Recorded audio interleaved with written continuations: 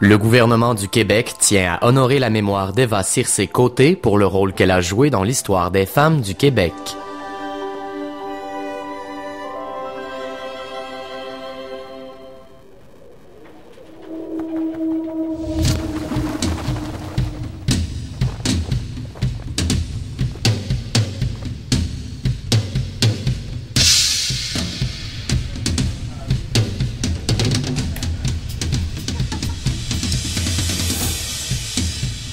J'ai lu Le deuxième sexe de Simone de Beauvoir. Je vais avoir 17-18 ans. Je crois que ce qu'on lit à cet âge-là laisse sa marque. Son interprétation, la construction des femmes. On n'est pas femme, on le devient. Donc, on ne croit plus aux hormones, on ne croit plus à l'essence féminine, etc. C'est un construit. Et par la suite, je suis allée en histoire, je suis devenue historienne. Et tout à coup, j'ai fait le lien. On pourrait faire l'histoire des femmes. C'est comme si les morceaux d'un casse-tête, ça a donné une cohérence. Une cohérence au monde autour de moi et une cohérence à ce que j'étudiais aussi. 4, 3. Cette semaine, les publications universitaires abordent la vie d'une intellectuelle oubliée en compagnie d'André Lévesque. Et elle se contredit dans à peu près tout. Ah bon? Dans tout? Mais quand on fait la part des choses, on voit bien où elle penche. Elle sera avec nous pour parler de sa biographie d'Eva Circé-Côté, publiée aux éditions du Remue-Ménage. Quand Eva Circé-Côté parle de l'éducation, elle parle de 3 choses. L'éducation des filles, l'éducation obligatoire et l'éducation laïque. Absolument. Il faudrait peut-être remonter pour voir d'où ça vient, cet intérêt pour l'éducation. En fait, Eva Circé-Côté est une libérale dans le sens des Lumières de la fin du 18e. Et si on est libéral, on est pour le progrès. Elle est progressiste et le progrès, on croit vraiment au progrès de l'humanité. C'est linéaire, les choses ne peuvent qu'aller mieux. Il y a peut-être des petits reculs, mais c'est toujours pour une bonne cause. Et le progrès va arriver quand les gens seront éclairés, quand les gens sauront. Donc ça arrive par l'éducation. Maintenant, c'est encore plus pertinent au Québec à cause de l'importance de l'Église, qu'elle associe aux superstitions, aux miracles, tout ça. Si les gens ont une certaine éducation, ils croiront plus aux superstitions, ils iront plus voir les diseuses de Bonaventure, par exemple, et puis ils croiront plus aux miracles. Ça fait tout partie du même tout. Alors, comme vous le dites si bien, oui, l'éducation, c'est pas juste l'éducation abstraite. Il faut une éducation obligatoire. Et là,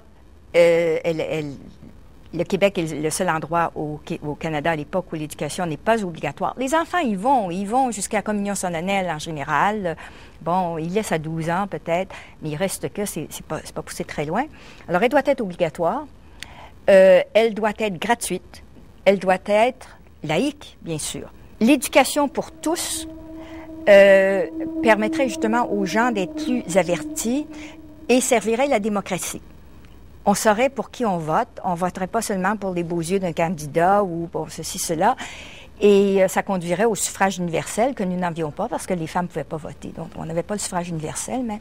Donc, pour la démocratie, il faut l'instruction obligatoire. Il faut qu'elle soit gratuite pour que tout le monde puisse y aller aussi. Et il faut réformer les programmes d'études parce que ça en prend beaucoup au collège classique. À quoi ça sert? Et ça, c'est pour ça, c'est le progrès. Elle est pour la modernité. Donc, le grec puis le latin, là, non, c'est pas pratique. Elle est pour une éducation pratique, pour des écoles techniques partout, pour des écoles d'agronomie, etc. Et l'éducation des filles en particulier, parce qu'elle était d'autant plus négligée. Donc, la réforme des programmes, quand elle dit les garçons vont apprendre les sciences, mais les filles vont apprendre la broderie, par exemple, ça, elle voudrait uniformiser.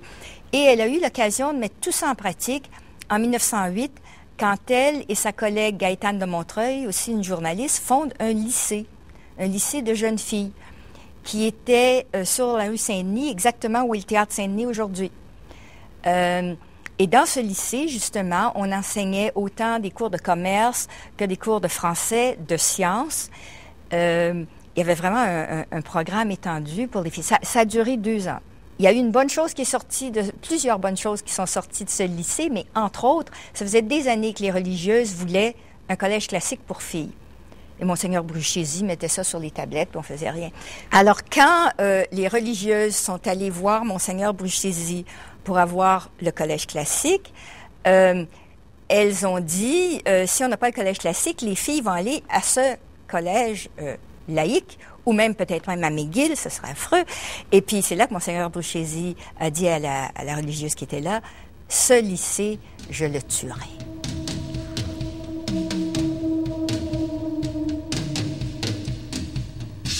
Eva Circé-Côté est née en 1871.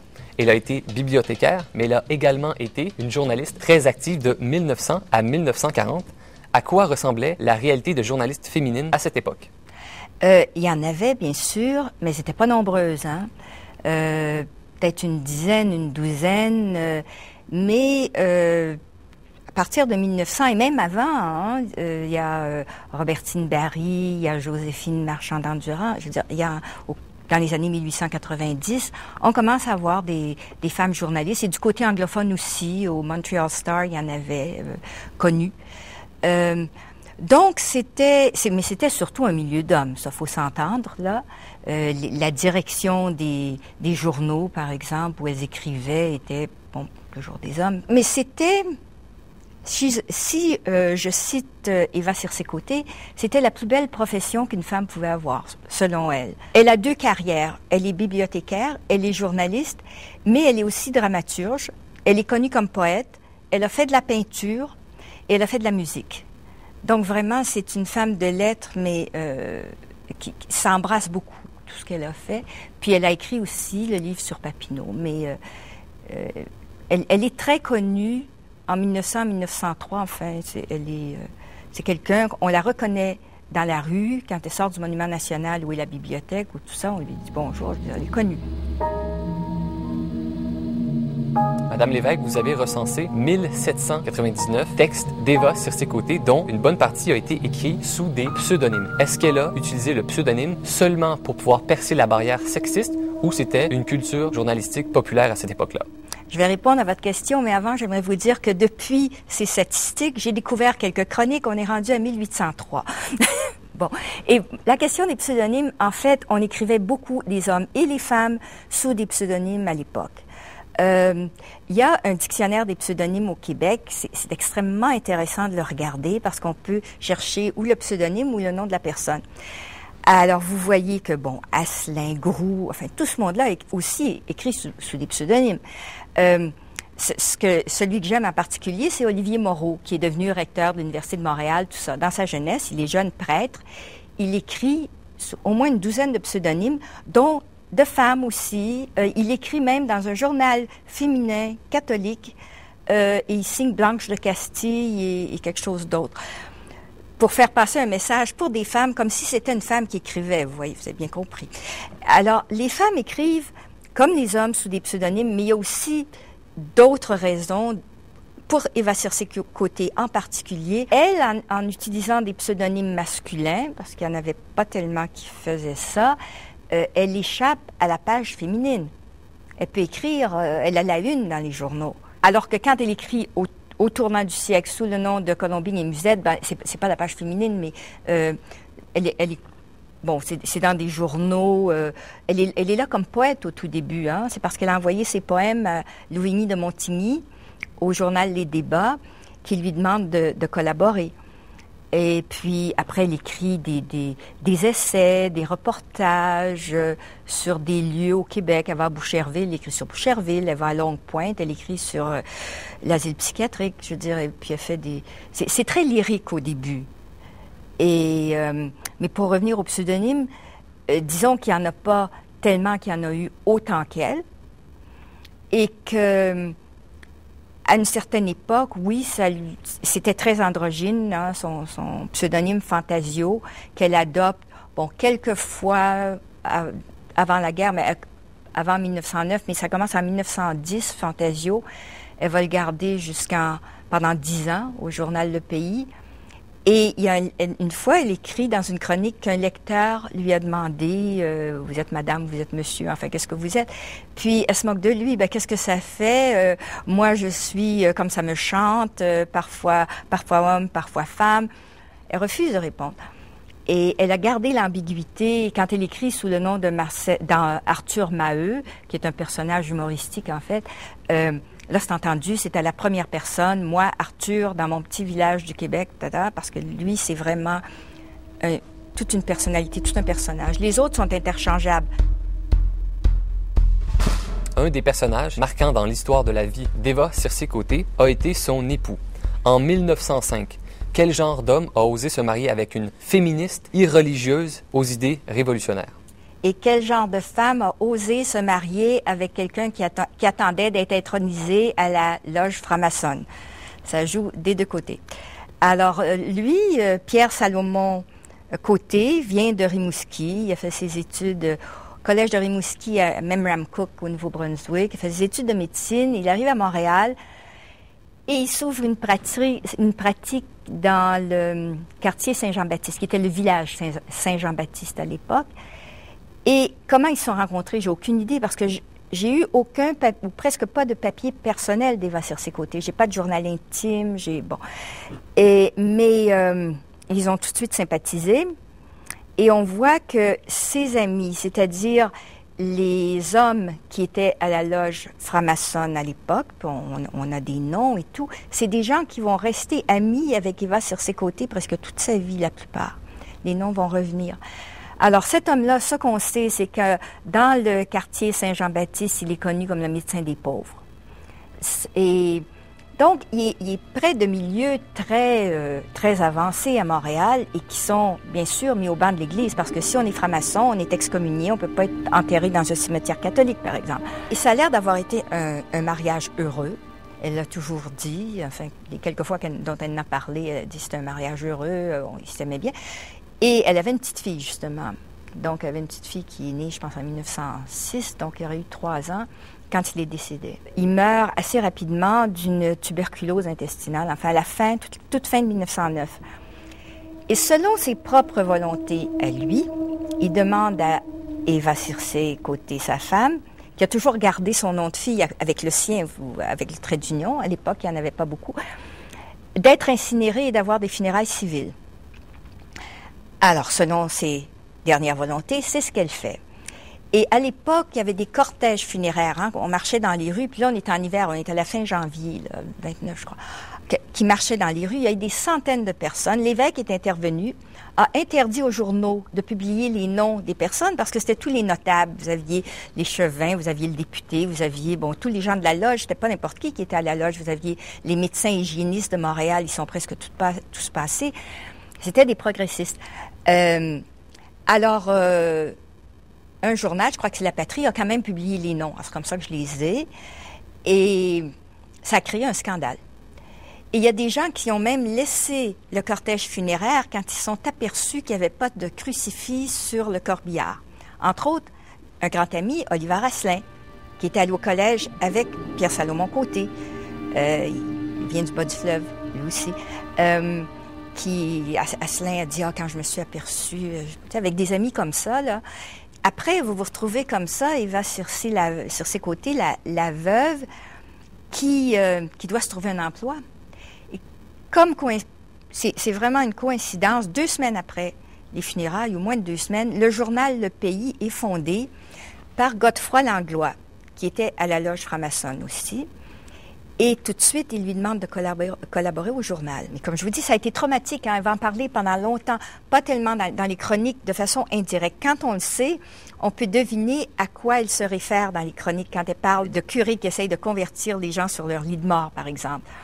Le curé était venu voir Pierre Salomon Côté, mais c'est un ami de la famille. Et Pierre Salomon lui avait dit, laisse faire, là, tu peux partir. Puis il était parti. Il avait respecté ça, il n'avait pas essayé de le convertir. Mais Eva Circé, elle en parle dans des lettres à Marcel Dugas. Alors, on voit que c'est resté, ça a été traumatique pour elle. Elle a été mise au banc de la bonne société. Elle n'était peut-être pas dedans avant, mais c'était pas une personne avec qui on se vantait d'avoir des rapports. Et je crois qu'on revient au pseudonyme. Le fait de s'être dissimulé sous des pseudonymes lui a probablement, moi je devine, là, gardé son poste à la bibliothèque municipale. Parce que l'Église avait quand même une influence sur l'achat des livres, tout ça. Alors d'avoir une personne comme ça. Vous devriez lire la presse de droite à l'époque. Là, on l'appelle de tous les noms. On dit que c'est pas ses dernières volontés à lui. C'est elle qui a décidé de faire ça. Et il y a une en-tête dans un journal de droite, c'est La Vérité de Tardivelle, je crois, ou La Croix, qui dit « mourir comme un chien ». Mais on la blâme toujours, elle. Les frères, ses 2 frères à lui vont venir de la Gaspésie, du bas du fleuve, et vont dire mais nous, on le sait qu'il aurait aimé avoir des funérailles catholiques. Madame Lévesque, vous venez de parler des liens entre les francs-maçons et Eva Circé-Côté. Pourquoi est-ce que les francs-maçons étaient mal perçus par les catholiques? C'était plus que mal perçu. C'était condamné par l'Église, condamné dans les encycliques de papes au 19e siècle, tout ça parce que les francs-maçons étaient athées. Maintenant, je veux faire une distinction. Les francs-maçons athées sont les francs-maçons qui relèvent du Grand Orient ou enfin des grandes loges de France. Les francs-maçons anglo-saxons, comme on a un temple franc-maçon en face du Collège de Montréal sur la rue Sherbrooke, par exemple, ce ne sont pas des athées. C'est plutôt comme les chevaliers de Colomb, mais protestants. Vous voyez ce que je veux dire? Ils s'occupent de philanthropie et ils s'aident les uns les autres. Tous les francs-maçons se pistonnent, ça c'est connu. Et c'est très, très secret, hein, tout ça. Même aujourd'hui, là, ils ont des poignées de main spéciales, puis tout ça. C'est un ordre secret. Donc, on ne peut pas savoir qui est dedans. Sauf qu'il y a eu un épisode à Montréal où quelqu'un a loué l'appartement en haut d'un endroit où ils se réunissaient, a mis une espèce d'écouteur dans le plafond et a pris les noms de toutes les personnes qui entraient et a publié un petit pamphlet là-dessus. Alors là, c'était le dévoilement, si vous voulez. Il y a toujours des histoires de dévoilement dans la franc-maçonnerie. Mais ce qui est intéressant, c'est qu'en France, c'est progressiste. Hein? Les francs-maçons, ils sont pour l'éducation surtout. C'est en ligne directe des Lumières de la fin du 18e. Et en France, les premières grandes féministes de la fin du 19e siècle étaient souvent à la loge franc-maçonne. Il y avait une loge pour les femmes. Ici, il n'y en a jamais eu. Alors, Eva Circé-Côté n'a jamais pu être franc-maçonne elle-même.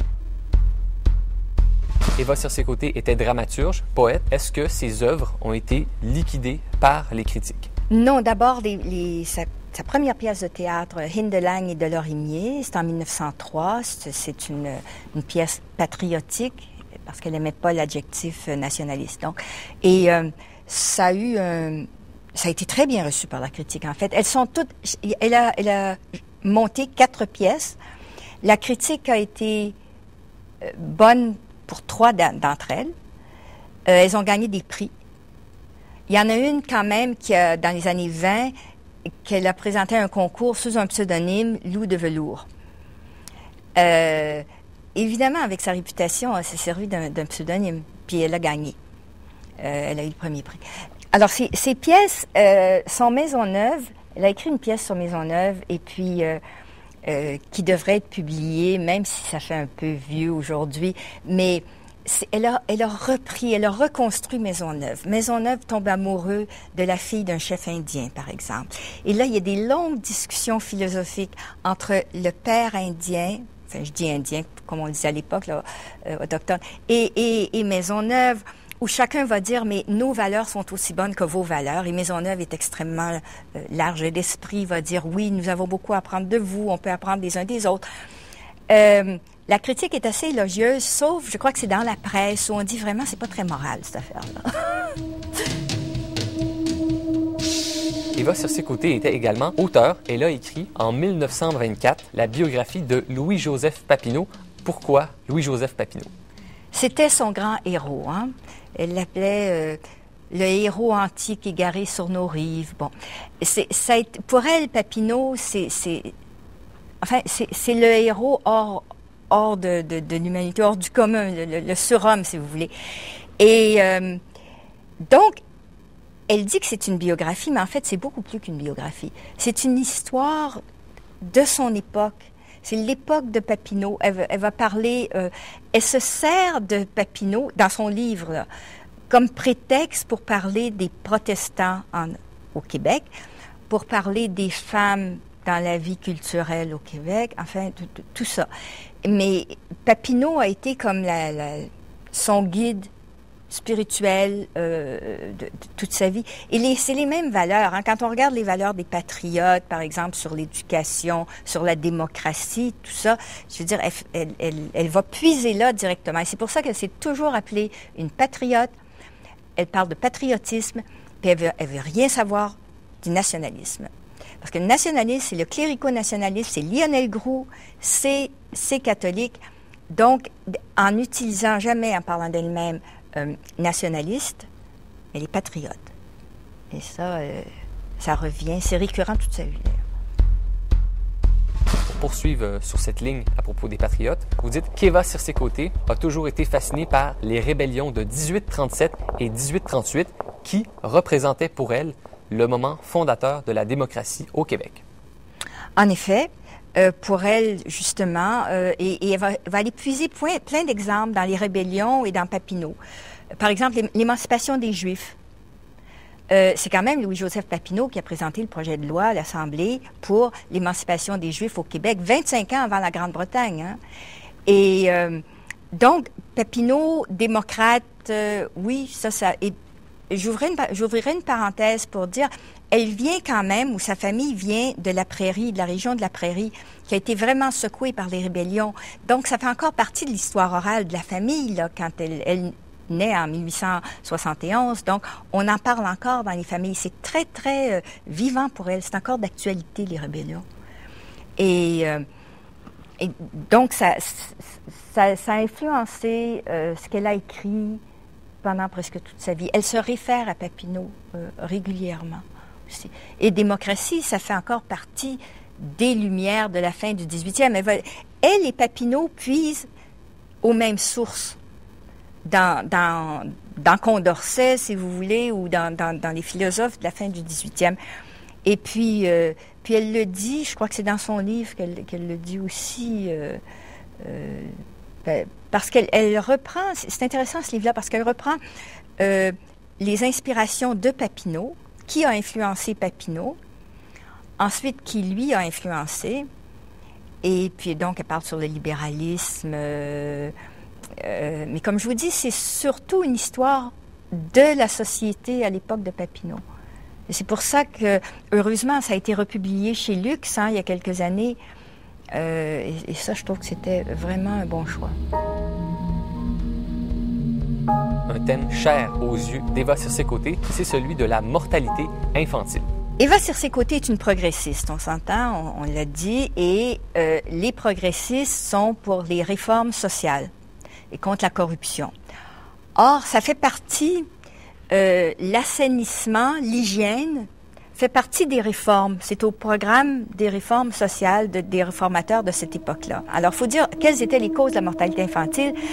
Bon, on peut dire que c'est la pauvreté, mais en fait, c'est la mauvaise qualité de l'eau et du lait. Les gens, il y avait de l'eau en bouteille, hein? Les gens riches pouvaient s'acheter de l'eau en bouteille. Les autres, non. Il n'y avait pas de réfrigération pour le lait et les mères n'allaitaient pas très longtemps. Alors, il y avait un gros problème pour le lait, même le lait pasteurisé, je veux dire, il n'était pas tenu, il n'y avait pas de frigo, il y avait des armoires justement, des glacières. Mais, alors, il y a eu, c'était un scandale. Et je dois vous dire, dans les années 30, on a dit, mais évidemment, on n'a pas de statistiques pour tous les pays du monde, mais en 1937, on disait que Montréal avait le plus haut taux de mortalité infantile après Calcutta. Évidemment, il y en a d'autres, là, entre Montréal et Calcutta, mais il reste que c'est très significatif. Au Canada, il y avait 14 villes qui avaient un taux de mortalité infantile de plus de 10 pour 1000. Et sur ces 14 villes-là, il y en avait 13 au Québec. Trois-Rivières était une des pires. Montréal aussi. Mais Montréal, c'est par quartier, hein. C'est très, très différent à Westmount qu'à Saint-Henri, par exemple. Et ça a été étudié justement pendant cette période-là. Alors, Eva Circé-Côté, qui a toujours dit, dès sa jeunesse, elle prend fait pas serment, mais elle se propose sa mission, elle se donne une mission de défendre les pauvres, les enfants, les opprimés, tout ça. Ça, elle l'a écrit, là. Alors, les enfants, elle est particulièrement sensible à tout ce qui a trait aux enfants, donc la mortalité infantile. Qu'elle blâme la pauvreté, oui, elle va dire c'est l'ignorance des mères. Bon, on voit, c'est classique, hein, elle reprend le discours masculin en disant c'est l'ignorance des mères, mais pourquoi les mères sont ignorantes? Bien, elles n'ont pas eu l'occasion d'aller à l'école très longtemps. Alors, éduquons les mères.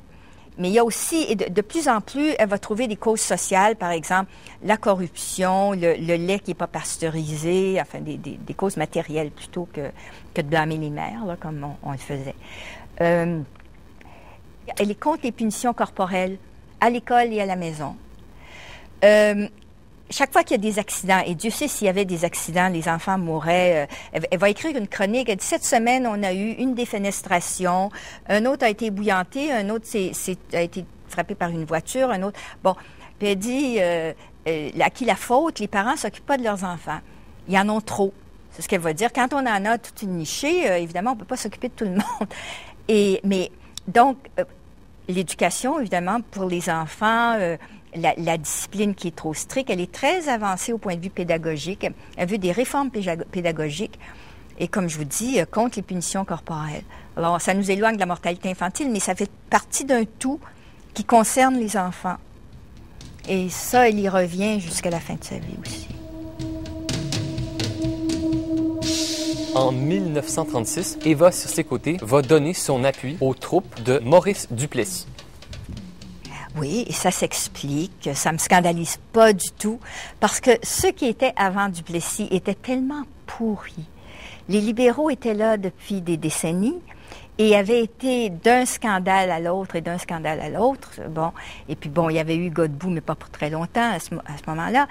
Et des réformateurs ont quitté le Parti libéral pour fonder l'Action libérale nationale, qui s'est uni aux conservateurs de Duplessis. C'est-à-dire les conservateurs avaient la caisse, avaient de l'argent, les autres avaient un programme. Et c'est pour ça que ça s'appelle l'Union nationale. C'est une union. Une union qui n'a pas duré, remarquez. Et elle a été la première à déchanter. Mais pour les élections, ça se comprend très bien parce que c'est un parti réformateur, l'Union nationale, pour bien des gens. Pour bien des gens, ça l'était. Ça n'a pas pris de temps. Voyez-vous, il est élu en 1936 quand il lance sa campagne anticommuniste de la fête du Christ-Roi, 31 octobre 1936, tout ça. Après, elle est outrée. Elle dit vraiment, appeler le Christ un roi, d'abord, c'est fort. Et puis se lancer dans l'anticommunisme, alors que si le communisme n'est pas bon, ben il va mourir de sa belle mort. Et... alors moi, ça m'étonne pas tant que ça, puis elle n'est pas la seule à avoir appuyé Duplessis et s'être complètement gourée, là. Mais on y a donné une chance. On a vu ce qu'il a fait, puis on l'a défait en 1939. Mais elle, comme je vous dis, là, ça a pris quelques mois. Et là, ce qu'elle a dénoncé le plus, c'est l'alliance de l'Église et de l'État, de Villeneuve, du cardinal Villeneuve et de Maurice Duplessis. Toute sa vie, elle était pour la séparation de l'Église et de l'État, mais c'est comme si, avec l'élection de Duplessis, l'Église et l'État étaient encore plus liés qu'avant. Parce qu'après tout, les libéraux, c'était des libéraux, je veux dire, Taschereau, il y avait des réformes, il y avait... Bon, c'était des catholiques, mais c'était pas des... il y a eu des scandales, mais je veux dire, au point de vue idéologique, c'est... Bon, ça pouvait aller. Mais, je veux dire, ils ne s'excitaient pas comme Duplessis l'a fait, là, avec tout l'appui de la droite et tout, et du clergé. À l'époque d'Eva Circé-Côté, beaucoup de gens présentaient une hostilité envers l'immigration. Eva Circé-Côté, la progressiste, était-elle la grande défenseuse des immigrants? Elle était très ouverte à l'immigration, aux immigrants. On parlera de l'immigration. Et on ne peut jamais l'accuser de xénophobie, vraiment, dans toute son époque. Mais il y a des nuances, parce que, bon, elle va parler, par exemple, elle va utiliser des clichés. Elle va parler je me souviens plus lesquels, là, qui vont à la cuisine à l'huile d'olive, puis ça sent pas bon dans la rue. Vous savez, des choses vraiment triviales, là, comme ça. Mais elle est pour l'intégration de l'immigration. Elle est surtout pour l'ouverture des écoles aux immigrants pour pas qu'ils aillent du côté anglais.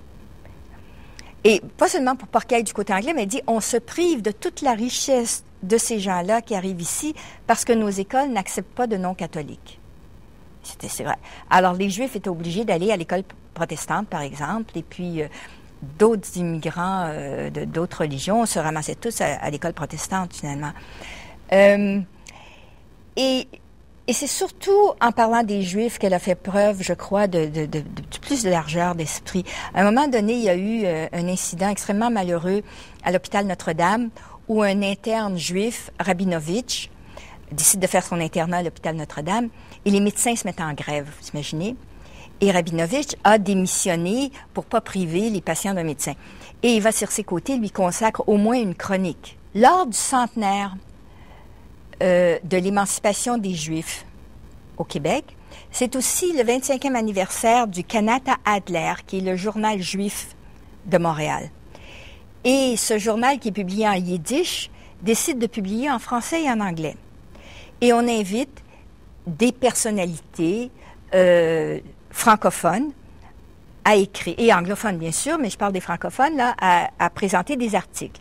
Alors, il y a Bourassa, qui va écrire sur son grand-père, Louis-Joseph Papineau, qui a émancipé les Juifs. Il y a Asselin, qui écrit une chronique qui est comme ci, comme ça, qui va dire que les catholiques ne peuvent pas être antisémites. Bon, c'est douteux. Eva Circé-Côté va prendre une page, et c'est magistral. Elle fait une histoire de la culture canadienne-française depuis la Nouvelle-France, et pour expliquer ce qu'on appelait le retard de la culture, de la production culturelle au Québec. Pour qu'est-ce qu'il n'y a pas une littérature aussi achevée que... cet article-là est extrêmement intéressant. Donc, on la connaît dans la communauté juive, vous voyez. Donc, pour revenir à l'immigration, elle est très critique des politiques d'immigration, surtout pendant la dépression économique. Parce qu'elle dit, quand il y a du chômage comme ça, pourquoi continuer? Il reste que le Canada a vraiment resserré l'arrivée des immigrants pendant les années 30. Bon, mais elle disait, ceux qui sont arrivés, il y en est trop arrivés dans les années 20, maintenant, qu'est-ce qu'on va faire avec? Il n'y a pas de travail, etc., etc. Mais elle va dire aussi, si quelqu'un arrive ici et veut apprendre notre langue, ils sont comme nous autres. Donc, c'est un discours qu'on n'entend pas souvent au Canada français, je crois, à l'époque. Et justement, elle s'en prend à Groux, elle s'en prend aux nationalistes parce qu'ils sont xénophobes, parce qu'ils sont étroits d'esprit, etc. Madame Lévesque, chez les féministes, on retrouve deux visions de la femme. Une vision popularisée par Simone de Beauvoir, qui postule que la féminité est une construction historique, et une autre vision qui naturalise les différences entre les hommes et les femmes. Dans quelle famille de pensée était Eva Circé-Côté? Eh bien, pour Eva Circé-Côté, c'est pas si simple que ça. C'est vraiment pas une dichotomie. Et surtout que ça évolue dans le temps, comme tout le monde d'ailleurs. Je veux dire, on la suit pendant 40 ans, c'est sûr qu'elle va changer. Alors, c'est au début de sa vie, oui, elle est très, ce qu'on dirait aussi essentialiste. Vous dites naturaliser et oui, c'est vrai, elle va parler, les petites filles jouent avec les poupées, c'est bien comme ça. Les femmes ont le cœur plus tendre et c'est bien comme ça. Et puis, si on avait des femmes, on aurait, je sais pas moi, élues, en politique, on aurait moins de corruption. Donc, les femmes, c'est vraiment le stéréotype des femmes qui apportent, qui purifient les mœurs, qui améliorent la société. Bon. Mais arrive la Première Guerre mondiale, et là, elle va prendre des arguments, mais vraiment qu'on appelle égalitaires. Les femmes ont les mêmes droits que les hommes. Elles doivent avoir un salaire égal, parce qu'elles remplacent les hommes dans les usines, les hommes qui sont partis à la guerre. Donc, le discours devient de plus en plus égalitariste. C'est normal, c'est une libérale. Libérale, c'est la même chose pour tout le monde, là, c'est égalitaire. On peut remonter à Condorcet, mais John Stuart Mill, qu'elle cite d'ailleurs. Donc, c'est un mélange des deux. Et on pouvait parfaitement être les deux, je crois, à son époque. Alors, ça dépend. Parfois, on va dire le travail de nuit. Les femmes ne devraient pas faire un travail de nuit, leur constitution. Mais il y a aussi, elle va dire, mais le travail de nuit, si c'est néfaste, ça devrait être interdit pour tout le monde. Ouais. Alors, son féminisme évolue parce que avant la Première Guerre ou avant 1910, elle n'est pas pour le suffrage féminin. Elle est pour une éducation égale, surtout pour l'éducation des filles, pour d'autres droits, mais pas nécessairement le suffrage, parce que les femmes ne sont pas prêtes. Puis tout à coup, elle se reprend, puis elle réalise avec le temps qu'il y a bien des hommes qui ne sont pas prêts non plus. En fait, elle voudrait prendre certains députés de la campagne, je ne dirais pas de quelle région, et les retourner sur les bancs d'école avant qu'ils puissent siéger à l'Assemblée législative. Bon. Alors, c'est assez méprisant. Mais elle dit, les femmes ne sont peut-être pas prêtes. Ça va évoluer, ça, énormément. Et elle va être bien sûr pour le suffrage féminin à partir justement à peu près 1910, comme pour tous les autres droits. Au début, elle n'est pas pour l'admission des femmes au barreau. Puis elle va même se moquer de ça. Je parle là, des premières années, hein, au début du siècle. Ben oui, elle pourrait séduire les juges. Alors, elle reprend les stéréotypes masculins de la position des femmes. Puis ça va complètement changer, là. Non, elle va devenir une féministe qui a réfléchi au féminisme et à ses conséquences aussi, ce qui va arriver. Et puis elle va rire des gens, des politiciens ou des hommes qui ont peur du féminisme. Lors de la crise économique de 1929, des hommes politiques et des hommes religieux vont proposer d'interdire le travail aux femmes qui n'en ont pas besoin dans le but de créer de l'emploi pour les hommes. Comment réagit Eva Circé-Côté à ce genre d'idée? Bien, elle réagit immédiatement parce que ça va à l'encontre de tous ses principes. D'abord, du principe libéral, qu'on ne doit pas faire de discrimination. Alors ça, d'abord. Et ensuite, elle va dire que les femmes travaillent pas par plaisir, mais parce qu'elles en ont besoin. Sauf qu'elle fait toujours une distinction de classe. Elle est très consciente des classes sociales, même si c'est une libérale. Elle va dire les filles qui n'ont pas besoin de travailler, les filles de la bourgeoisie, qui travaillent pour s'acheter, je sais pas moi, des bijoux, on ne devrait pas les engager.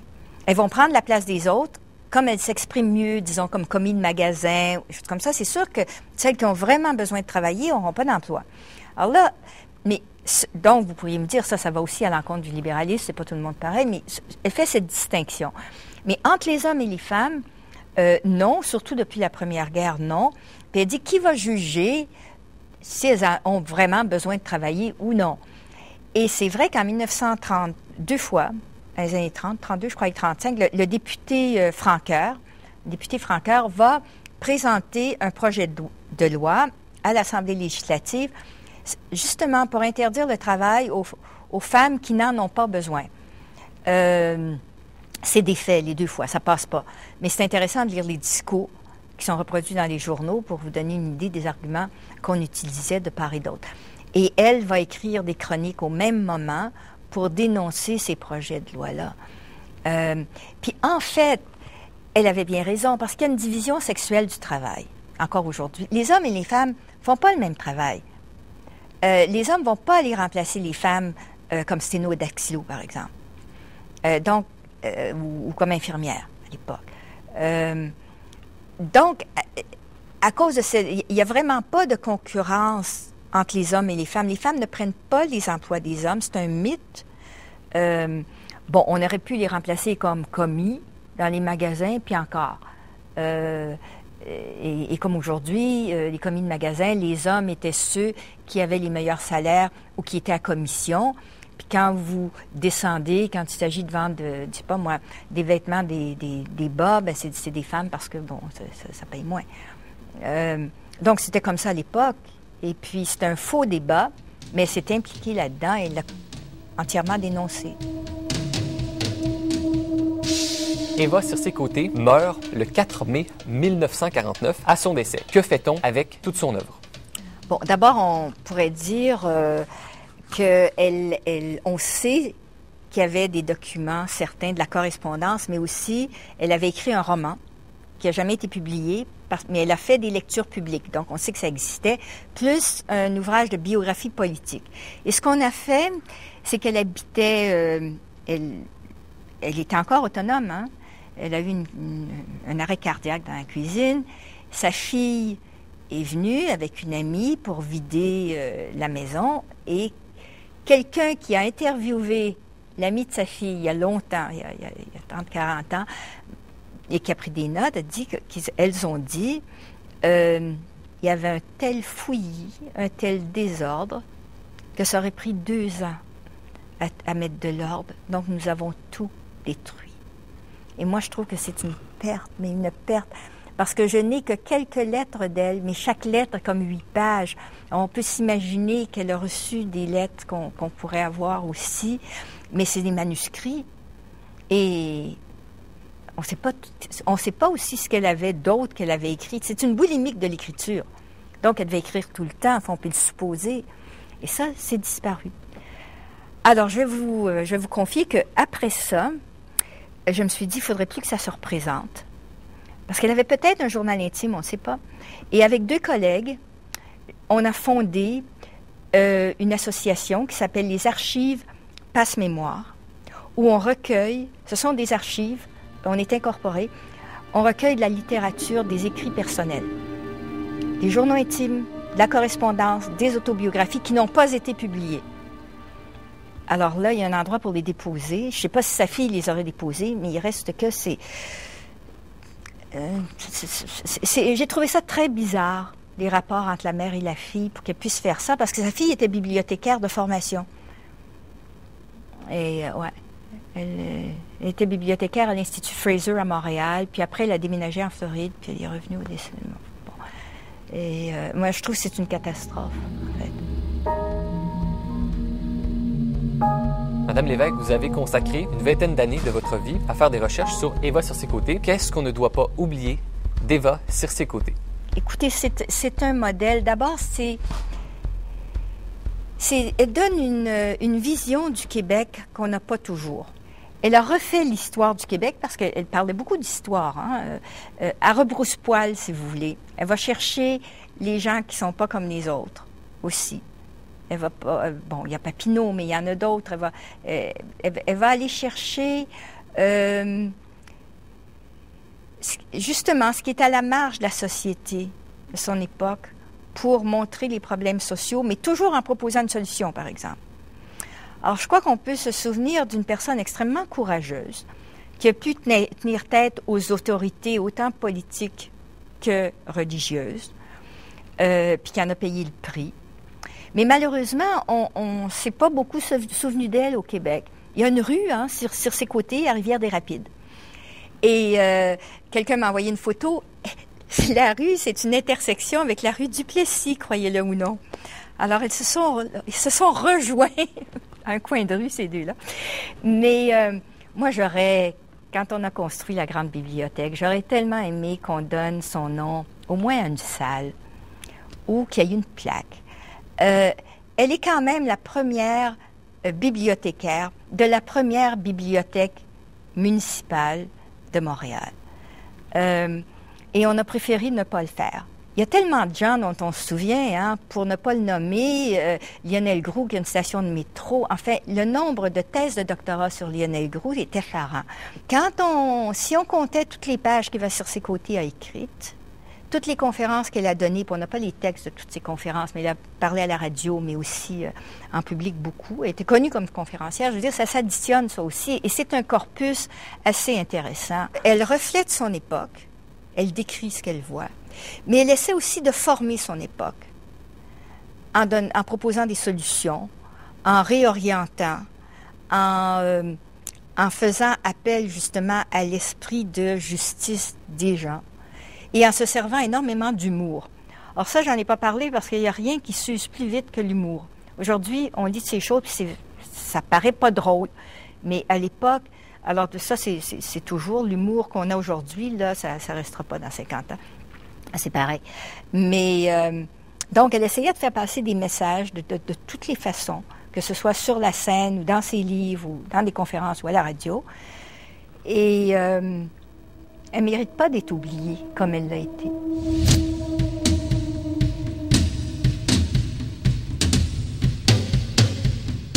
Pour terminer cette émission, voici une entrevue avec Jean-François Payette, doctorant en sciences politiques à l'UQAM et chercheur à l'Institut d'études internationales de Montréal. Il sera avec nous pour parler du livre qu'il a dirigé avec Laurence Olivier, Vous avez dit terrorisme, publié aux éditions Fides. Monsieur Payette, on voit dans votre livre que le terrorisme est un concept difficile à saisir. Quelle définition du terrorisme avez-vous retenue? C'est très difficile, comme vous venez de le dire, parce qu'on s'entend généralement pas dans la littérature, on s'entend généralement pas chez les divers chercheurs sur ce que ça peut être le terrorisme. Le terrorisme est né, c'est un phénomène qui est né, ou du moins le concept est né durant la Révolution française en 1794, pour parler un peu du régime de terreur qu'on est en train d'institutionnaliser ou de mettre en œuvre en France à cette époque-là. Mais l'essentiel de la littérature s'est écrite suite aux attentats du 11 septembre. 90% de la littérature s'est écrite suite aux attentats du 11 septembre. Donc, alors, le phénomène a évolué. Si on devait donner une définition générale, on pourrait dire que succinctement, là, c'est à des fins politiques, religieuses ou idéologiques, on va utiliser la violence, l'utilisation de la violence non légitime pour arriver à ces différentes fins, à une certaine échelle et à un certain nombre. Il faut que ça soit une menace relativement crédible. Sinon, quelqu'un qui s'attaque à un policier, on va parler, parce qu'il tape avec un bat de baseball, on va parler de terrorisme. Alors, c'est quelque chose, il faut que ça soit quand même il faut que ça soit une menace relativement crédible et à des fins religieuses, politiques ou idéologiques. Mais disons que dans la littérature, on ne s'entend généralement pas pour dire qu'est-ce que c'est que le terrorisme. Est-ce que le terrorisme a toujours eu la même signification dans l'histoire? Non, ça n'a pas toujours eu la même signification. Et d'ailleurs, aujourd'hui, c'est parce que, dans le fond, ça dépend toujours de la personne qui veut le définir ou le groupe qui veut le définir et qui veut en cibler un autre. Je peux vous garantir que pour certains pays arabes ou pour certains groupes dans le monde arabe, le terrorisme n'a pas la même connotation et la même signification qu'aux États-Unis.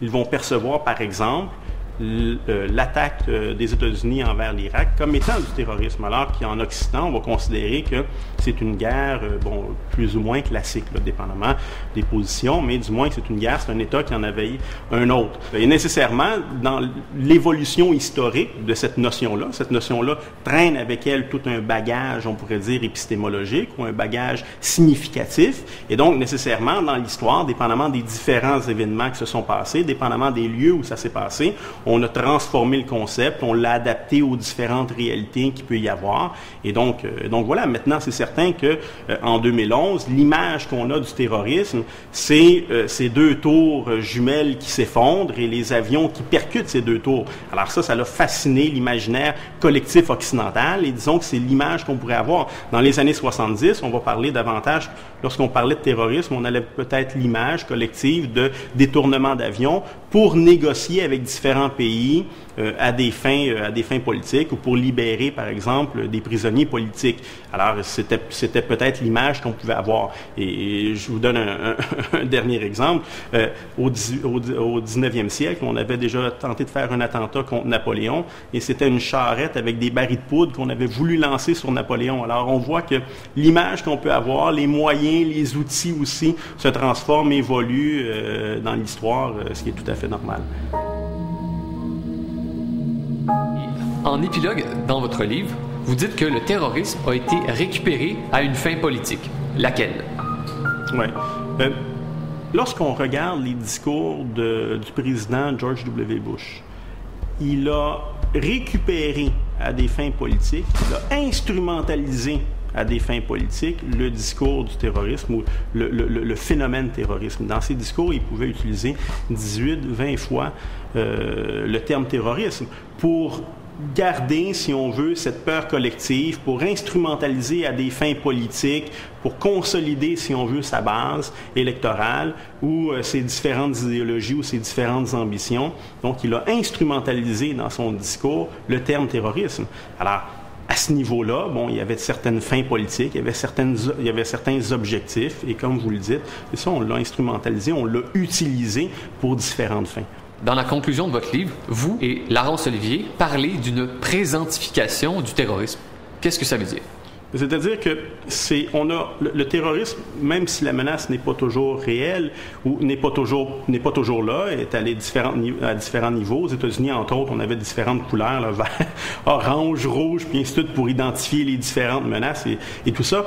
On l'a toujours ramené de l'avant dans le réel politique ou dans la vie politique, dans la vie sociale. Au Canada, au Québec, il n'y a pas eu dans l'histoire véritablement de menaces terroristes. Pourtant, on pouvait le lire régulièrement dans les journaux, en entendre parler régulièrement dans les médias. Les différents chercheurs se sont énormément penchés sur la question. On disait un peu plus tôt en début d'entrevue que 90% de la littérature s'est écrite suite aux attentats du 11 septembre 2001 sur le phénomène terrorisme. Alors, c'est quelque chose donc qu'on essaie de garder continuellement, de ramener continuellement sur la sellette dans les études, dans les universités, dans le monde politique, dans la vie sociale. Et donc, ça se retrouve un peu partout.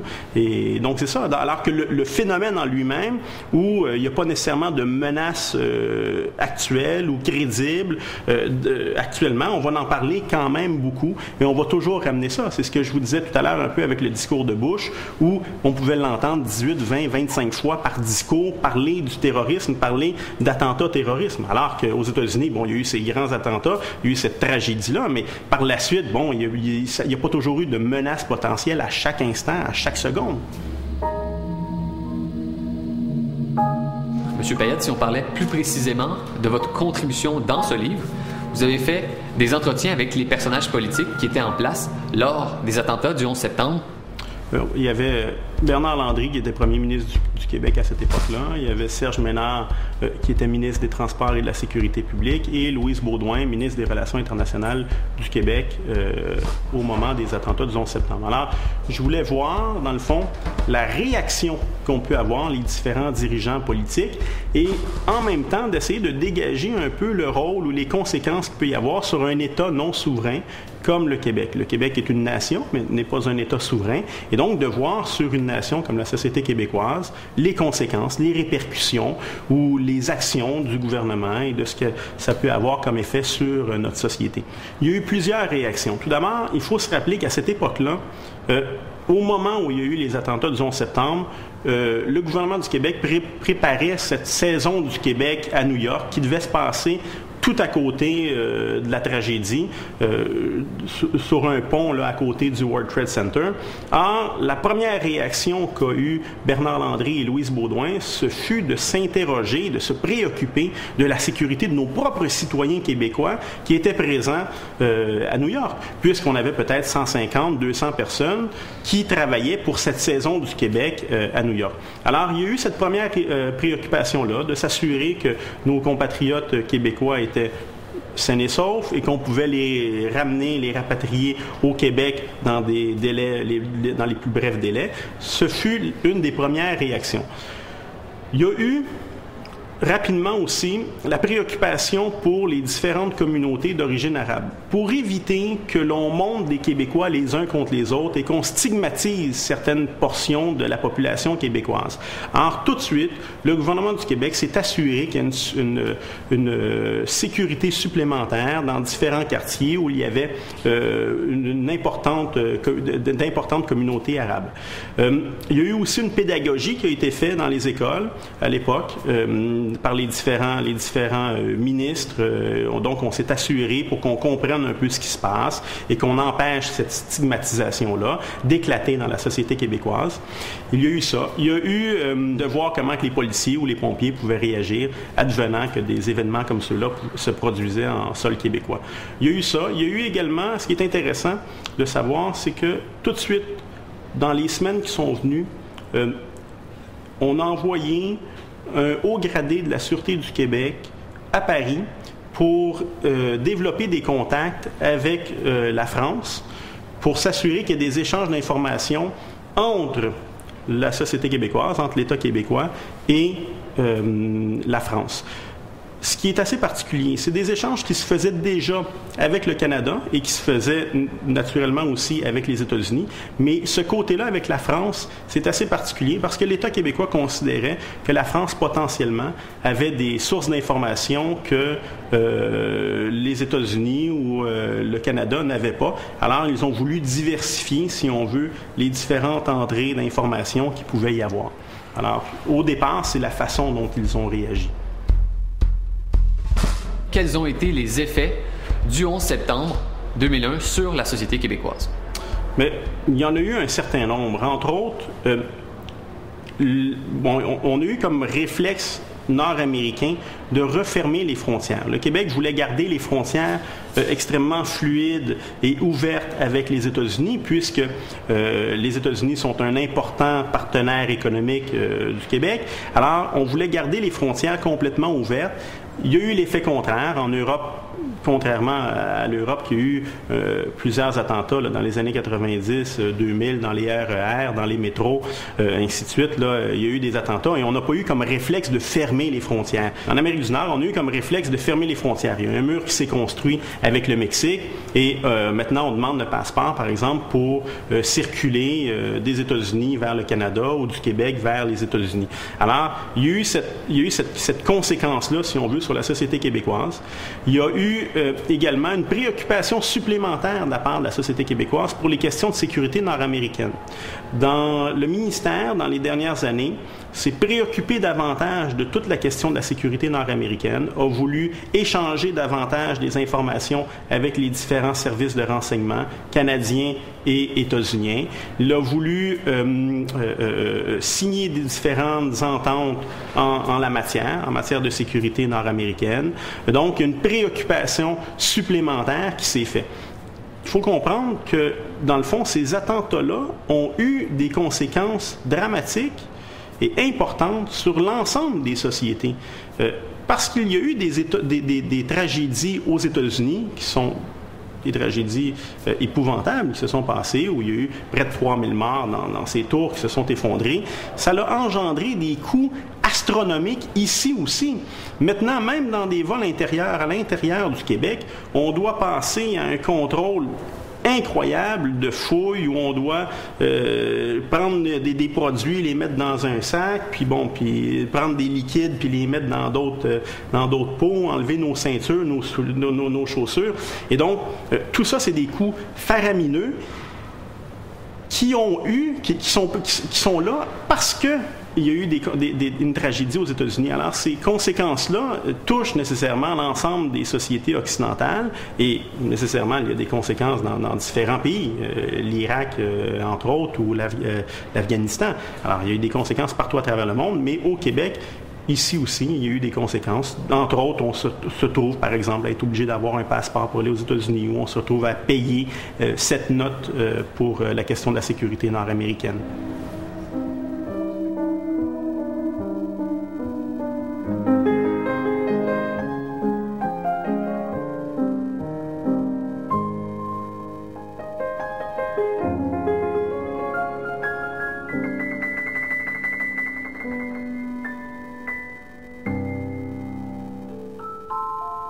Le gouvernement du Québec tient à honorer la mémoire d'Eva Circé-Côté pour le rôle qu'elle a joué dans l'histoire des femmes du Québec.